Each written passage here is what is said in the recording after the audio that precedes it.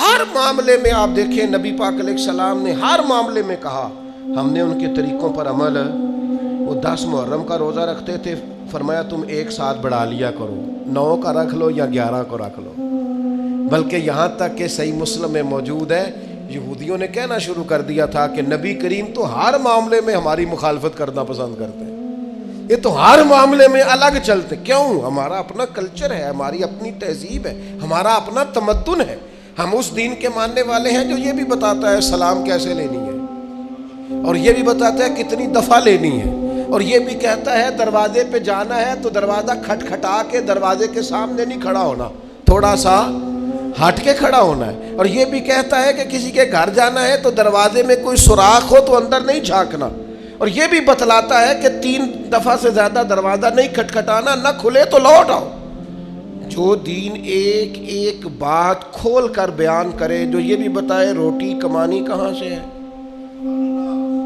یہ بھی بتائے کھانے سے پہلے ہاتھ بھی دھو لینا, یہ بھی بتائے بیٹھ کے کھانا, یہ بھی بتائے کہ بسم اللہ شریف پڑھ کے کھانا, یہ بھی کہے ذرا چبا چبا کے کھانا, اور یہ بھی بتائے کہ کافر اور منافق 7 آنتوں سے کھاتے ہیں, زیادہ کھاتے ہیں, تم نے 1 آنت سے کھانا ہے. جو کھانے کا طریقہ بھی بتائے, سونے کا بھی بتائے, کسی سے ملاقات کا بھی بتائے, جو کسی کا انتقال ہو جائے تو تدفین کرنی ہے یہ بھی بتائے. اور لوگ چھوڑ کے آ جائیں گے تو قبر میں کیا ہوگا, قبر سے اٹھیں گے تو کیا ہوگا, میدان محشر میں کیا ہوگا, محشر میں میزان کیسے لگے گا, پل صراط کیسے لگے گی, حساب کیسے ہوگا, اللہ کے حضور کھڑے ہوں گے تو سوال کیا ہوں گے, جواب کیا دینے چاہیے. جو یہ بھی بتائے کہ اللہ تبارک و تعالیٰ قیامت میں عدل کیسے کرے گا, اور یہ بھی بتائے کہ اپنے بندوں پر فضل کیسے کرے گا.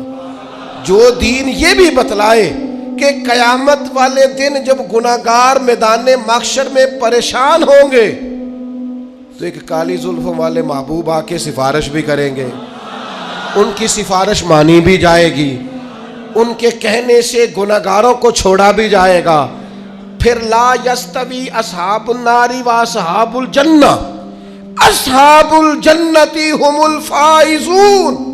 جو بتائے کہ جب جنت میں چلے جائیں گے تو کامیابی ہوگی. تو جو بچے کے کان میں اذان دینے سے لے کر گھٹی دینے سے لے کر جنت میں جانے تک کا سارا طریقہ جو دین بتائے, پھر اس دین کے ماننے والوں کو ادھر ادھر جانے کی دین اجازت دیتا ہے؟ ہر چیز تمہیں گھر میں بتائی ہے, پھر تھوڑا سا ادھر سے ادھار, تھوڑا سا ادھر سے ادھار. جو فیشن رات کو دیکھ لیا ٹی وی پہ سویرے کر لیا, جو نیا سٹائل آیا وہ چل گیا, جو نیا فیشن آیا وہ. آپ نے ناراض نہیں ہونا, ویسے میں نے اتنے کچے خیالات کے لوگ بھی اپنی زندگی میں دیکھے ہیں جو اس بات پر بحث کر رہے ہیں کہ یہ فیشن جب آیا تھا سب سے پہلے میں نے بنایا تھا. کیا قوم ہے, کیا تبصرہ ہے, کہاں جیتنا چاہتی ہے. یہ پاجامہ جو آج یہ ساری دنیا آج پہن رہی ہے, اس شہر میں سب سے پہلے میں نے پہنا. جیت گئے بھائی, جیت گئے, آپ کا انعام بنتا ہے, گولڈ میڈل آپ کو ملنا چاہیے. اتنا بڑا کارنامہ, سب سے پہلے فیشن آپ نے کیا, کمال ہو گئی, حد ہو گئی. سب سے پہلے جناب یہ جو چیز آج سب کے پاس ہے, یہ سب سے پہلے اس ماڈل کا موبائل سب سے پہلے میں نے لیا تھا. بالکل بالکل آپ کا پہلا نمبر بنتا ہے, آپ جیت گئے. خدا کے بندو, اللہ سے ڈرو. مسلمان ان چیزوں میں الجھ کر زندگی نہیں گزارتا, اس کی چاہتیں کچھ اور ہیں, اس کے انداز کچھ اور ہیں. وہ مٹی میں مل کے اور گھوڑے پہ بیٹھ کے اور گھوڑے کی ٹاپوں کی آواز سن کے والعادیات ضبحا فالموریات قدحا فالمغیرات صبحا فاثرن به نقعا فوسطن به جمعا. رب کہتا ہے مجھے قسم ہو ان گھوڑوں کی جن پر سوار ہو کر میرے محبوب کے صحابہ میدانوں میں نکلتے ہیں.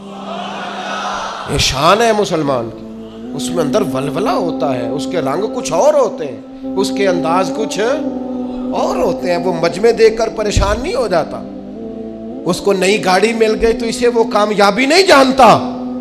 وہ تو کہتا ہے کامیابی تو تب ملے گی جب مدینے والے مسکرا کے ملیں گے, جب صبح قیامت کریم کہیں گے آجا میں تجھ سے راضی ہوں. یہ کامیابی ہے, یہ اصل درجہ ہے. جب صبح قیامت رب کہے گا کہ یہ بندہ دو عالم سے خفا میرے لیے ہے, یہ کامیابی ہے.